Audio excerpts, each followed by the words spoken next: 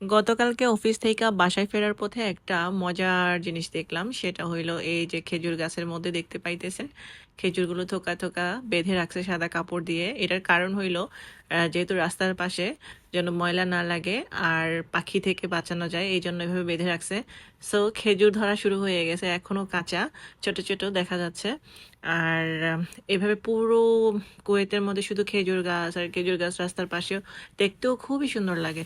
তো আজকে আমি এই জায়গাটা আসার আগে হচ্ছে আমি ক্যামেরা অন করে রাখছিলাম, ওই যে দেখা যাইতেছে ছোট ছোট এখনো কাঁচা খেজুরগুলো।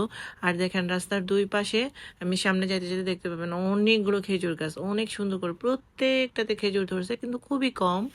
আর প্রথমে যেটা দেখেছিলাম ওইটা তো অনেক খেজুর ধরছে। তো খেজুর এখন সামনে আসা শুরু হবে আরো।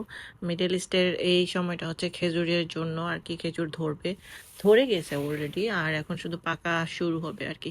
অনেক ধরনের খেজুর দেশে পাওয়া যায়, আর সবগুলো হাইব্রিড আছে, নর্মাল দেশি যে খেজুরগুলো, এই দেশের যে খেজুরগুলো এগুলো আছে। আর খেজুরগুলো অনেক বেশি মজা, একদম আমাদের দেশে যেরকম ছোট ছোট খেজুর গাছের মধ্যে থেকে পাওয়া যায়, এগুলো এরকম না, এগুলো বিশাল বড় বড় হয়। একদম এক একটা প্রায় জলপাইয়ের থেকে বড় বড়, আরো বড় হয়। তো এই হচ্ছে খেজুর। আর ভাবলাম ছোট একটা ভিডিও, আমি ভাবলাম যে একটু দেখাই, জিনিসটা খুবই সুন্দর।